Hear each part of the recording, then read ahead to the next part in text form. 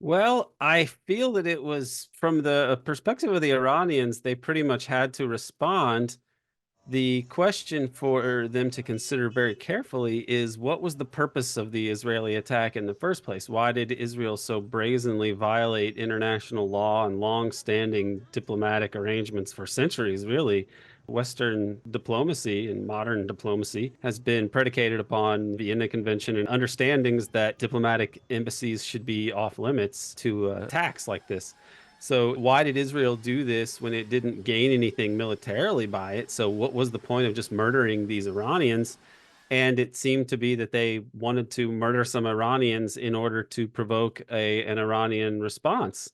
I don't, this seems to be the consensus of most of the people that I would take seriously on this issue. And I don't see any other logic for the Israelis attacking Iran other than a provocation, and in the hopes of provoking an Iranian attack and then an Iranian response to this aggression, which of course, I mean, if you can you imagine what the U.S. would do if any country attacked one of its embassies? It would be much more than an attack on a military site with no civilian casualties, to put it mildly.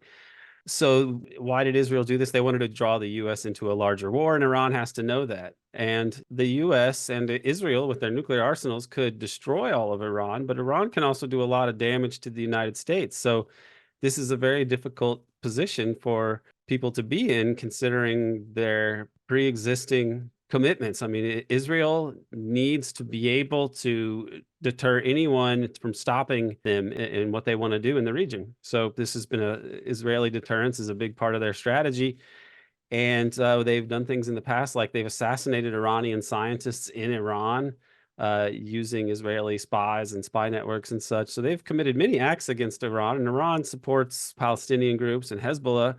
So Iran is, interested in opposing Western imperialism, including Israel, in the Middle East. The people of the Middle East, by and large, see Israel as an illegitimate force that was put there by Western imperialism and more or less a part of the story of Western imperialism is how they would see it for reasons that are not that hard to understand. And this raises the stakes here.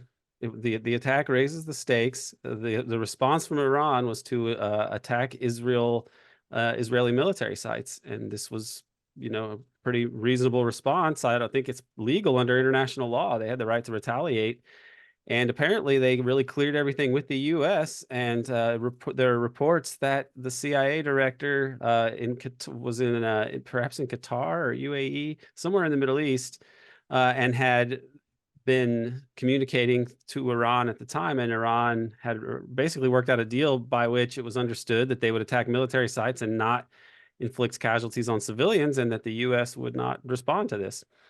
So now the question is Israel going to respond more dramatically? And what is the U.S. response going to be to that? Are they going to try to restrain them? Or is Iran going to respond more dramatically? I mean, it seems like Israel would respond in the hopes that Iran would respond in such a way that it would allow escalation to continue, because I think everything is going so bad for Israel. They have basically lost in Gaza unless they go in and slaughter everyone, which would also be a bigger defeat for them, I think, internationally and in the long run. So I think they've lost there. I don't think that they can go into Lebanon again very easily, because they lost there last time, and I think Hezbollah has gotten stronger, and Israel is in a weaker position than it was in 2006. So I think they're in a really bad way. I think that if there's any logic or sense in the US and Washington, they will realize that this current trajectory of like going for greater Israel, which requires the removal of Palestinians, either by killing them or forcing them to flee or stealing their land incrementally, that this policy is actually no longer viable, because the US is not as powerful as it once was. Their adversaries in the region are stronger than they were in the past. And the overall trend of history, the flow of history, is away from Western dominance and the ability of the West, including Israel, to do whatever it wants with no consequences. So this is a fateful moment. The attack on Iran was predictable, but I think actually very restrained from the perspective of the Iranians. And I hope that it does not spiral into a bigger war that could potentially lead to nuclear doomsday.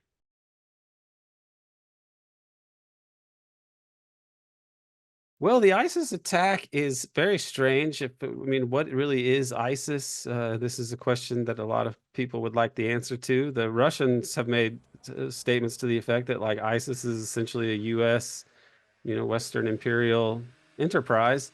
And it's see that all tracks, to be candid. It's when did ISIS emerge? It emerged right when the US was being forced to leave from Iraq, and then presto, onto the stage comes this new terrifying force from out of nowhere with weapons and funding. And now the US, they have to stay in Iraq in order to fight this ISIS. And so I think it's similar. I mean, they've been using Al Qaeda types in Syria, starting in the 2010s. We used Al Qaeda types in the 1990s, building off of what we did in Afghanistan in the 1980s with the jihadis, the Mujahideen. So the sort of elephant in the room as I lay all that out is like 9/11. And this reason alone, the US use of all these forces before and after 9/11 is part of the reason why many people are skeptical of the government's official 9/11 story. So ISIS seems to be a US proxy. Now, that doesn't mean that the US was responsible for this. It could have been elements of the Ukrainian intelligence system that were working with these people. It might be related to the firing of Newland. Some people have suggested that she was fired. She was making these threats, and she was fired right around the time that this attack may have happened, and earlier warnings were issued from the US saying, hey, watch out, concert halls, and so on.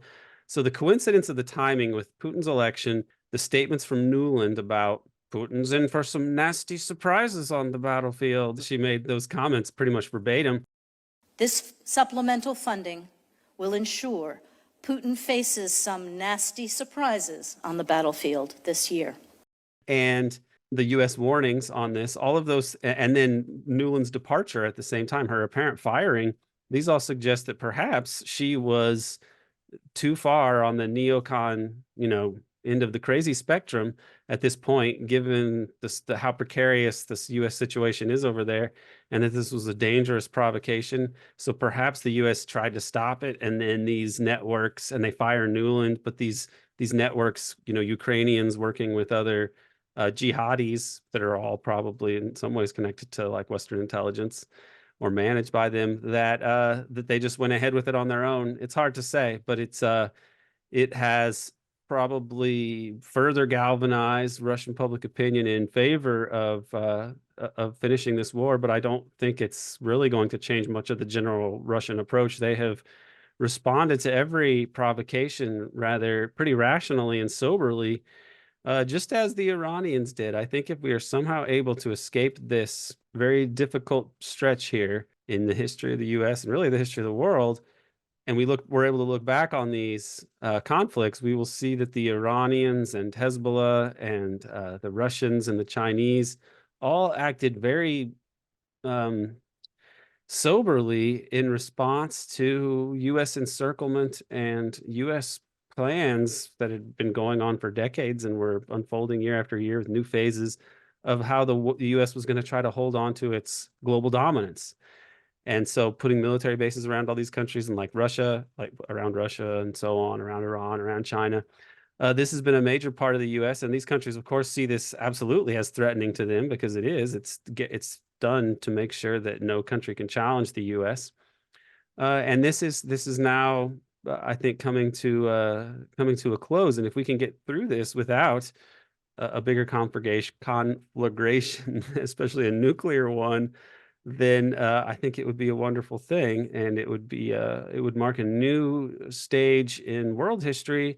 And I think it would also set the stage for some much needed reforms in the United States, because pretty much everyone agrees that the U.S. is headed in the wrong direction, and that there's a lot of corruption at the top, and it's systemic corruption, and that there need to be major changes, and the U.S. needs to reorient itself to a new world. So this hopefully these attacks on the embassy, the attacks on the Moscow, concert hall, hopefully these are just like brazen provocations that are not going to succeed in what they were intended to do, which is to, I think, start a bigger war. I think the people that are doing these things that could potentially spark a larger war are some of the most dangerous individuals in human history, what they're doing. It could lead to the end of human civilization, and hopefully we can get through this without that happening.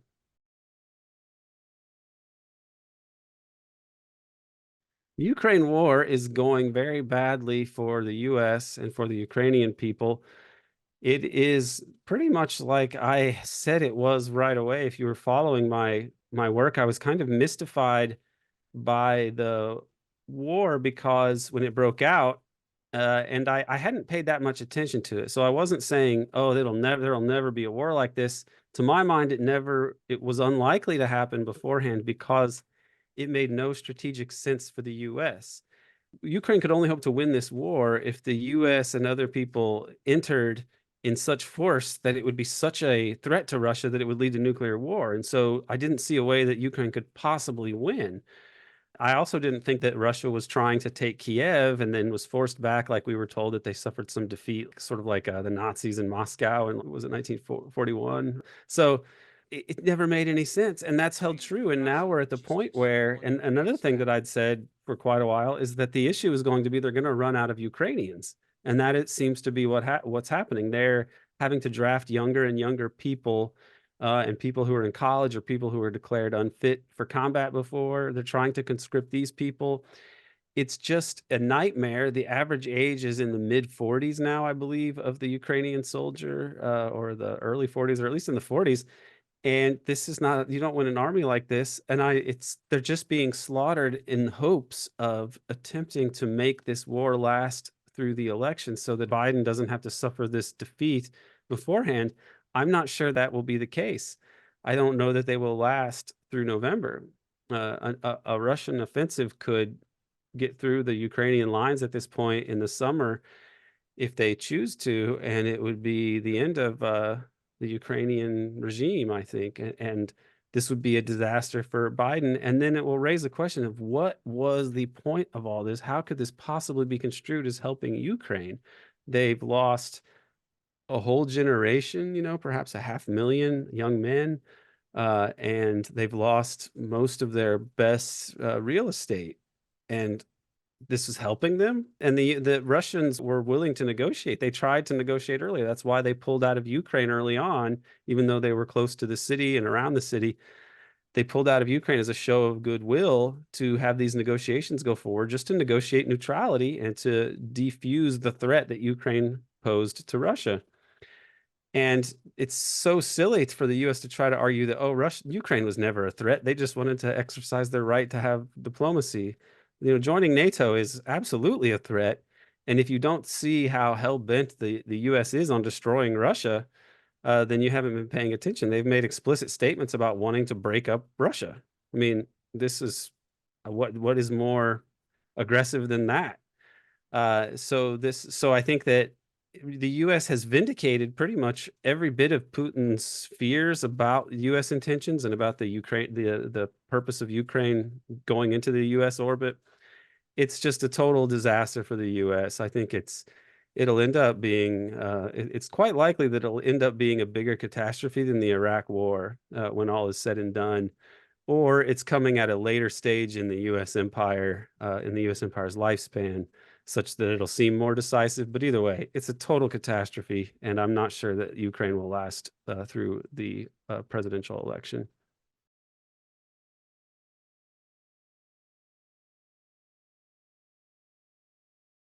Well, those were kind of my, young adulthood years. I graduated from college and then went to Taiwan to teach English because I didn't really want to go into politics. I wanted to see part of the world and such. So I think it was a good choice in general.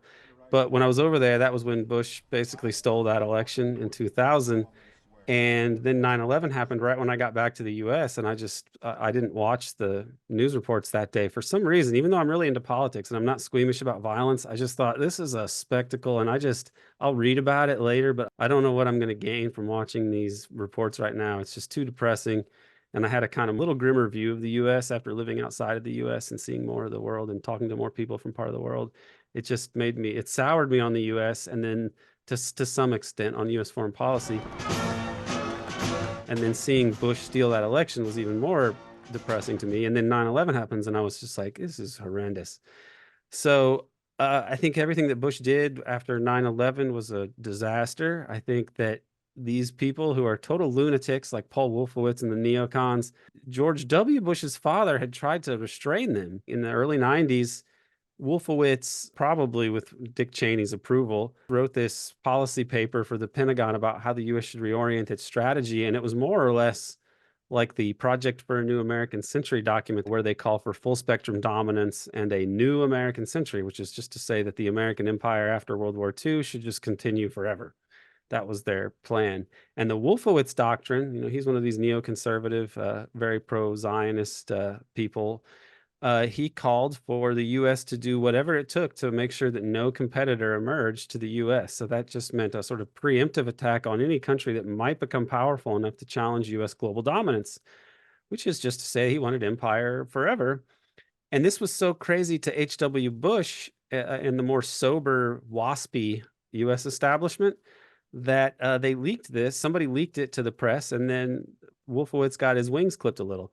And I am by no means a fan of George H.W. Bush, but I think that this is extraordinary that this guy, George H.W. Bush, who seems to be a key figure in the U.S. establishment and the war machine, the U.S. empire, and the intelligence networks, the U.S. deep state, that he would think that these guys are crazy and I need to somehow sideline them. So that happened, and then he lost the election. He also, George H.W. Bush, tried to get Israel he forced them into negotiations with the Palestinians. He said, I will withhold loan guarantees. Times of Israel wrote about how this is probably why he lost. You don't mess with Israel, and they chalked it up to the Jewish vote, but that actually doesn't make much sense to me. I think it's more the lobby and its activities, and it makes you want to rethink the whole thing, like what was behind getting Perot to run, were some of these same forces. And I say that because the neocon juggernaut was so powerful that it despite it being totally insane, it came to power. So under George W. Bush, he brings in Wolfowitz and Cheney. I mean, Cheney was somebody Bush appointed, but only because they really got rid of Bush's first choice, which was John Tower, which is fascinating in and of itself. Back in 1989, I guess, when he was nominated to be Secretary of Defense, and they said, oh, he's a womanizer and a drunk. And then afterwards, Tower was kind of surprised, and he was like, well, I mean, I'm a senator, of course. Why single me out? And they put Cheney in. And now when you think about it, it's like, well, gosh, Cheney really is keyed into the sort of American nationalist side of the neocon orbit. So George W. Bush puts all these guys into power that H.W. Bush tried to sideline. And then presto, 9/11 comes along, and it's the perfect tailor-made spectacle to give these neoconservatives the pretext to do all the crazy and illegal things that they had been planning, including the Iraq War. So George W. Bush's presidency was a disaster in that it kind of marked the full ascension to power of the neoconservative foreign policy clique. And since then, nobody has really punished him that much. It was interesting that around 06, 07, there came to be some pushback, which from what I would think is sort of like those George H.W. Bush, more sober imperialists, that H.W. Bush, Rockefeller, Brzezinski, the U.S. imperialists who are they're more realists. You could call them realists instead of neocons. I don't think that it's quite apt to call them just straight up realists, because they still do believe in this global dominance project that I don't think is really tenable in the long run. But they are not so totally detached from reality as the neoconservatives, who also seem to believe that there is no daylight between U.S. and Israeli interests. That Israeli total dominance of the Middle East and kneecapping any potential opposition, that's the strategy that the U.S. should employ, because it's good for greater Israel, which means they want to take over all the occupied territories and evict the Palestinians, and it's part of the neocon plan for how to manage the world's energy heartlands. So it's this synergy of neocon Americans and Zionist neocon Americans, or some with dual citizenship, to run the world on behalf of the U.S. dollar, the military-industrial complex, big oil, and the Israel lobby. It's been horrendous, and it's too aggressive. That's the problem for this. It was too militaristic and too aggressive, and because of that, it generated opposition that's eventually going to be its undoing, or could lead to nuclear war if the U.S. cannot accept the fact that it is not going to be able to rule the world forever. So these things that happened under George W. Bush really served to bring that forward and advance that project, but that's been a total disaster. At least in 06, 05, 06, 07, there starts to be some pushback. They eventually force Rumsfeld, his resignation. Cheney gets his wings clipped a bit, and they avoid war with Iran. That was the big issue at the time. The neoconservatives wanted to continue to Iran. And they were stopped then. People like Brzezinski spoke out. The torture scandal leaked, which I think was related to this campaign to like push back against the neocons. I've told John Kiriakou this because he had to go to jail for it, that I think that somebody higher up kind of sacrificed him and foisted this role onto him to be the whistleblower for torture, because when it leaks, it was damaging to the Bush administration and it made these people seem crazier. Brzezinski spoke in front of Congress and he said, if we're not careful, this was like in 06, I believe, 06 or 07. He speaks in front of Congress and says, if we're not careful, there's going to be an attack, a terror attack, and it's going to get blamed on Iran, and it's going to lead to a war that will be a total catastrophe for everyone. So he was really a hair away from saying there's going to be a false flag attack. I mean, I think he basically implies it when he says there's going to be attack and it's an attack and it's going to be blamed on Iran. He wasn't trying to warn that the Iranians were coming. He was warning about something else. It's a really amazing statement that he made to Congress. So that was the stage for Barack Obama, who I worked for. I thought that because he's a Democrat and George W. Bush is a Republican who committed all these crimes, and Obama is a constitutional law professor, logically, he would use the power of the office to just uphold the law, because Bush had broken laws by invading Iraq, with torture, with warrantless wiretapping. I mean, who knows what else is even in the Patriot Act. But in retrospect, I was naive because Obama had all the money behind him. And you don't have all the money behind you if you are the good guy. You don't have all of the money behind you if you're representing the people. And he had more money. He had the Wall Street money. And he came in right away in the midst of the housing crisis, which was perfectly timed. That collapsed over the lame duck period of George W. Bush, really. And Obama comes in and he tells the bankers, I'm the only one standing between you and the pitchforks, which he did dutifully and happily. And I guess in exchange for payment that he'd already been given in terms of campaign cash, because that's the kind of system we have. And he bailed out the bankers, but he let a lot of Americans get evicted from their homes. It was a total disaster for the American people and a huge boondoggle and windfall for the 0.01%, the oligarchy of corporate wealth in the U.S. They walked away from this with a much higher percentage of all the wealth in the U.S. After this, and a lot of people were lost their homes and lost whatever money they'd put into them. So Obama was a disaster in that way. He doesn't prosecute Bush, so he was a disaster for that. He broke the law by not prosecuting torture. I mean, the law actually requires leaders, the U.S. presidents, to prosecute people who have committed acts of torture. So Obama was breaking the law just by not prosecuting Bush's crimes. And he basically was a guy who was a more attractive front man for corporate America. I mean, he was voted by this PR firm or magazine like as the top brand, the top new brand of 2008. And that's about right. He was a brand. He styled himself as a brand. You look back at the way he lived his life and the choices that he made, he's almost like somebody today who would try to be an influencer or some sort of internet personality, somebody who would market themselves in a very contrived way. And this is kind of a narcissistic tendency that's more or less encouraged by our current, media system and so on. But Obama was like that anyway, because I have to conclude that he must just be a tremendous narcissist and an ambitious person in that way, that he built himself as a brand, and he never really had much intention to do anything good politically, but he wanted to get ahead by serving powerful people, by pretending to be someone who was trying to do good things and change you can believe in, and hope and change, right? And then what does he do? He basically continues all the Bush policies, foreign policies. He rebrands. I mean, in some ways, the rebrand of the war in the Middle East is Obama's signature achievement, because, Bush was kind of gauche and aggressive, starting wars in Iraq and such. Whereas Obama is shrewd enough to brand these as like freedom, freedom adventures. Obama came out and he said he gave praise to the man who had self-immolated and started the Arab Spring, right? How strange that is, that because that was a U.S. client state in Tunisia, and some guy sets fire to himself to protest this U.S. client state, and then this starts off these protests, and then Obama's praising him. How strange that is.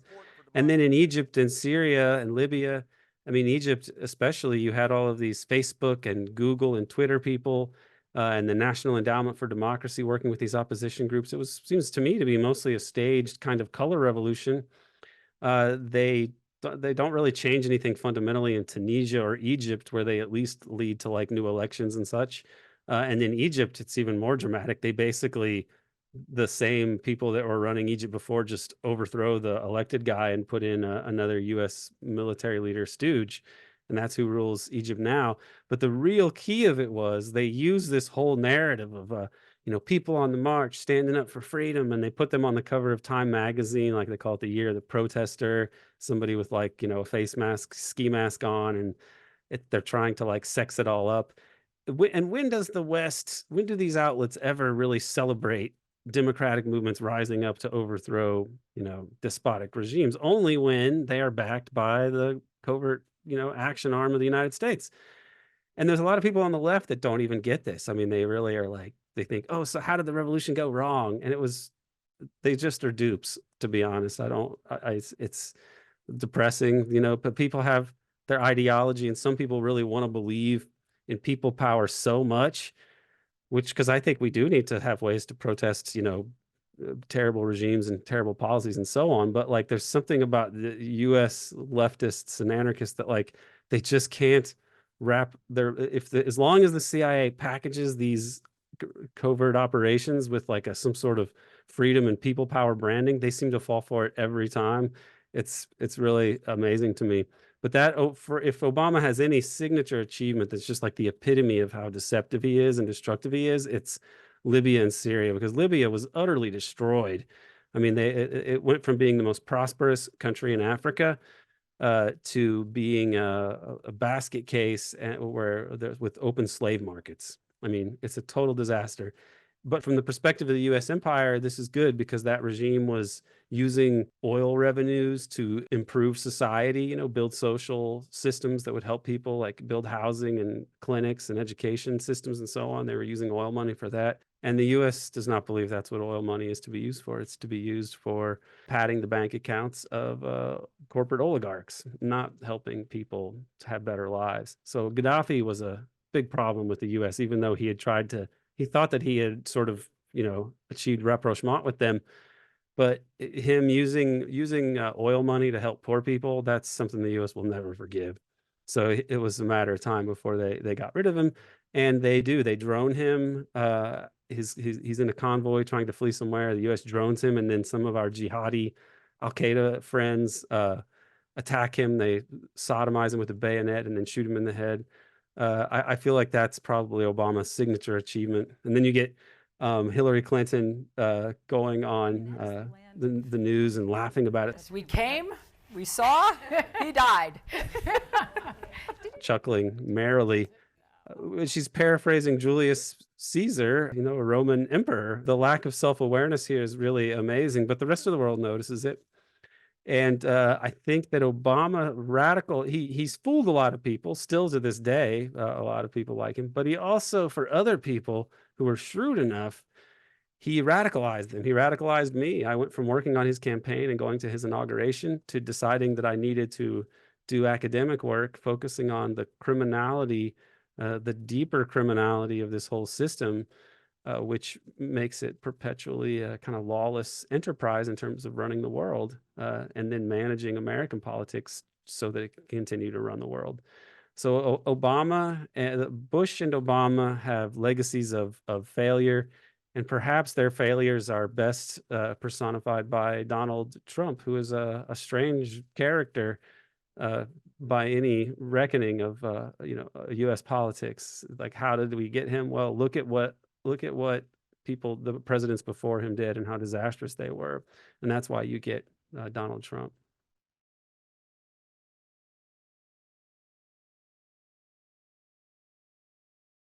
I don't think that he is, up to now, the most significant, important figure for the things that he has done. It's very strange that he was able to be president. I think that there's probably some deeper backstory that might explain why he was the president. The Russiagate business was really a hoax. I mean, and that was remarkable that this has happened, that there hasn't been any accountability for it. But we shouldn't be surprised if we know of other past, state crimes of the U.S. So it's strange in that he's not someone that I support at all. I think his political views are pretty bad, and he's basically a demagogue. But he is more of a symptom of this bigger problem that the U.S. empire is no longer functional, and the sort of democratic spectacle that we used to have that would give a little bit of legitimacy to the whole enterprise and make more people think that they actually had some input into this. That's sort of vanished, and Trump is a figure of the late U.S. empire. Really, the later days of the U.S. empire, you get somebody like this. It's like these stories you hear about the later Roman emperors and how ineffectual they were. But the strangest thing about Trump is that, or one of them anyway, is that the things that he is most hated for are all kind of dubious. Like the Russiagate thing is a total hoax. Top to bottom, there was never any there. They just made it up, and they said, oh, we assessed this, we asserted this, and we can't show you the secret documents, but oh, it's very serious. And then all this time to hash things out, and you find out that there really wasn't anything there. There was the CrowdStrike was not the FBI. They investigated this, the case of the Hillary emails, and they said that they couldn't find any evidence that the Russians did this. But that took years to come out. That's an astounding thing. So on the Russiagate thing is a hoax and an intelligence operation, really serving to, I think, save Hillary and to save the corporate Democrats, the corporate imperialist Democrats like Hillary Clinton. It served to save them because you could blame it on Russia instead of having to say, like, how could the Democrats lose against this person? You can just say, oh, well, Russia, it's a Russian conspiracy. I mean, it was the most ridiculous conspiracy theory ever because there was no evidence for it. And yet they've so bastardized the language that if you were speaking about this and saying, I don't believe this, this is ridiculous, they say, what are you, a conspiracy theorist? If you didn't believe in their ridiculous conspiracy theory, they would call you a conspiracy theorist, because we're through the looking glass here in terms of the moment of history that we occupy.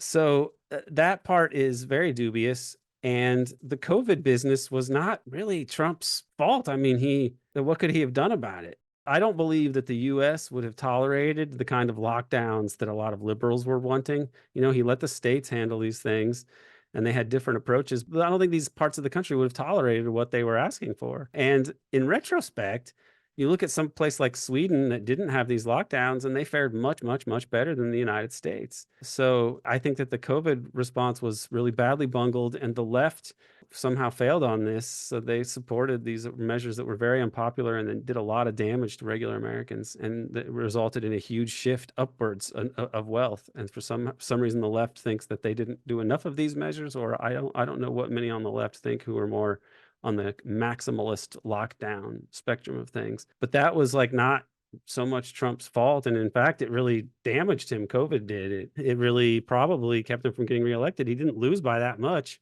And if that hadn't happened, I think he probably would have beaten Biden. So Biden was a terrible candidate, really. He just sort of sleptwalked into the nomination because the way they arranged everything with having people drop out at the right time and endorse him, he had no campaign that you can even point to as being like, oh, this is a successful campaign that resonated with people. It was completely stage managed by Democratic Party elites and oligarchs, basically. And then the end of it all, January 6th, I tend to think that this was turned into some sort of spectacle, like some elements of the covert parts of the U.S. government made this into a strange spectacle. There seems to have been some kind of stand down to let this event unfold this way in order to discredit Trump, because I think maybe the balance of common sense that prevails in the U.S. establishment thinks that Trump is not good for the U.S. image abroad. And so I think that they tried to parlay that into a way to make sure that Trump would be destroyed politically. That's just a guess, but the whole thing is very weird. You see these people who seem to be really egging on the crowd to come in, and then some of them appear to be informants because they haven't really been prosecuted on the basis of things that they are shown to be saying and doing.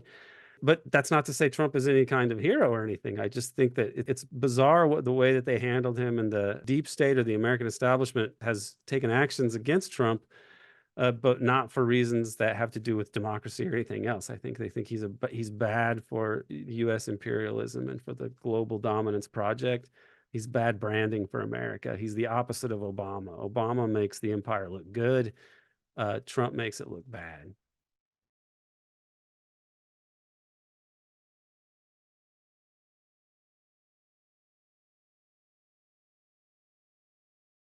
Well, it's hard to follow everything. It's impossible for me to follow everything that China has said about it, but they seemed to respond to COVID as though it were a bioweapon of sorts. They likely have knowledge that they've not released on those programs that were joint US Chinese programs at the Wuhan Institute of Virology that I think are relevant to the story. I can't say for certain what caused this virus to come out. I think the weight of evidence shows that it was made in a lab. The fact that they were trying to do exactly these things with pretty much exactly these same spike proteins, the same location on the virus beforehand, and then somehow that just is what emerges in the proximity of these experiments, not in the proximity of these caves. To me, it suggests that it was a synthetic virus. And Jeffrey Sachs, who led the investigation of the world's most prestigious medical journal, The Lancet, into this, he concludes the same thing. I'm pretty convinced it came out of US lab biotechnology, not out of nature. Just to mention, after 2 years of intensive work on this. So it's a blunder, in my view, of biotech, not an accident of a natural spillover. We don't know for sure, I should be absolutely clear. But there's enough evidence that it should be looked into, and it's not being investigated. Not in the United States, not anywhere. And I think for real reasons, that they don't want to look underneath the rug too much. Because this happens around Wuhan and is so sensitive that it makes it appear that they would have been responsible for it, I think that they have been very cautious and secretive about all the aspects on the Chinese side. To my knowledge, they haven't released everything that way. So what do they think about it? What have they done? I can't imagine that China would release the virus on purpose around Wuhan, because they'd be framing themselves. So it raises the question of, was it an accidental leak, or would other parties release it on purpose?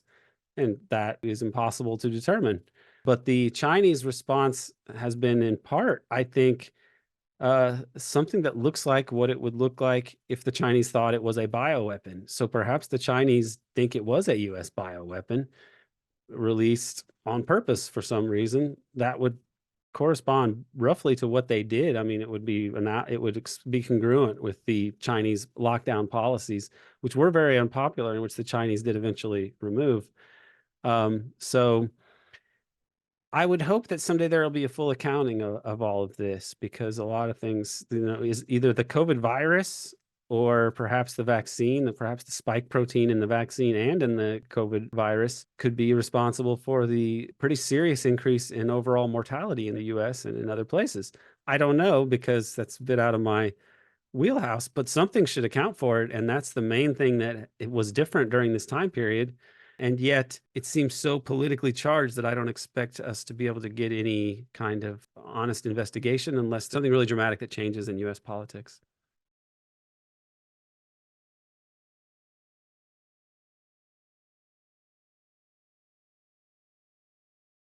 So after World War II, a lot of countries that had been colonized before were wanting to have their independence. This is the process of decolonization.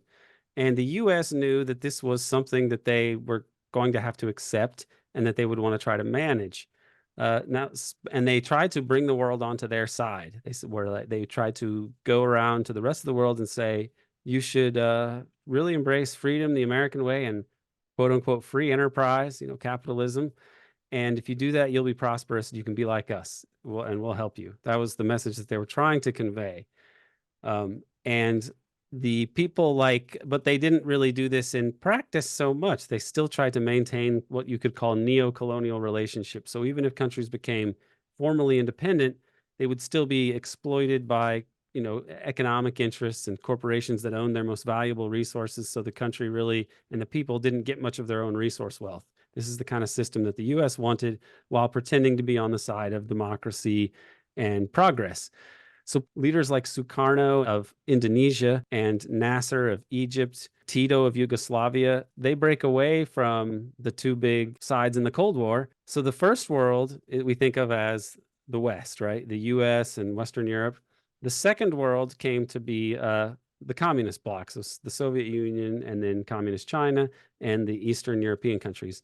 The third world was a term that was used to describe those formerly colonized or still colonized a little bit into the 50s, those countries. And so Sukarno himself of Indonesia, he has this conference, the Bandung Conference, and that grows into the non-aligned movement later, which would include people like Nasser and Tito and Nehru of India. And it's more or less the precursor to other things that followed. So in the 50s, you had this non-aligned movement. Kwame Nkrumah, the first leader of an independent country in Africa, they were supporters of this. And countries like China supported the non-aligned movement, and they sent Zhou Enlai to speak at Sukarno's conference. The CIA apparently tried to kill him. They blew up an airplane, but he switched planes at the last minute, so he didn't die. He made it to the conference. The U.S. would eventually get Sukarno in 1965 and then massacre, 500,000 to 3 million people. But the idea of a third world or global South that would eventually be able to assert its independence did not die. You had Pan-Africanism, people like Kwame Nkrumah and Malcolm X in the 1960s. Of course, Kwame Nkrumah gets overthrown in a coup, and then Malcolm X is assassinated, but the fires still burned. In the 1970s, you had, inspired by OPEC, which is a whole other thing, but a lot of the countries of the global South were calling for the creation of a new international economic order, and that they would band together and sell their commodities. They would form cartels like OPEC did to deal with primary products, major commodities that were needed for the rest of the world, but which the West was always able to buy at prices that were convenient for it, and we were exploitative for the people in the third world. So they wanted this, and ultimately they're undone by the debt crises and the U.S. control of the global financial system. The dollar system really disadvantages these countries, and they were put in debt through oil shocks and then debts that were unsustainable, and then interest rate increases made them extremely unsustainable under Volcker. And they were basically just kept in a state of peonage and neo-colonial subordination. So this is now being manifested in the BRICS. In the early 90s, when the Cold War ends and Russia and China have sort of gotten their bearings on this new world, they start to issue statements about the need for a multipolar world, a world and an international system that isn't just controlled by one power. And they start making statements to this effect. The U.S. response is more or less what we were talking about earlier, the Wolfowitz Doctrine or the Project for a New American Century. The express purpose of the U.S. Foreign policy establishment was to preclude any rival from coming to power. So they wanted to make sure these countries did not develop. And this is, I think this helps you to understand why we went into the Middle East and Central Asia after 9/11. They wanted to really control these parts of the world and not allow a Eurasian alliance to emerge that would overtake U.S. hegemony or undermine U.S. dominance of the globe. But from the Chinese and Russia perspective, they were saying, we want a multipolar world. And eventually they create these alliances with other countries in order to try to create a counter-hegemonic bloc, a group of countries that would act as a counterweight to Western imperialism, which is led by the United States. So the BRICS, it's an acronym. It stands for Brazil, Russia, India, China, South Africa.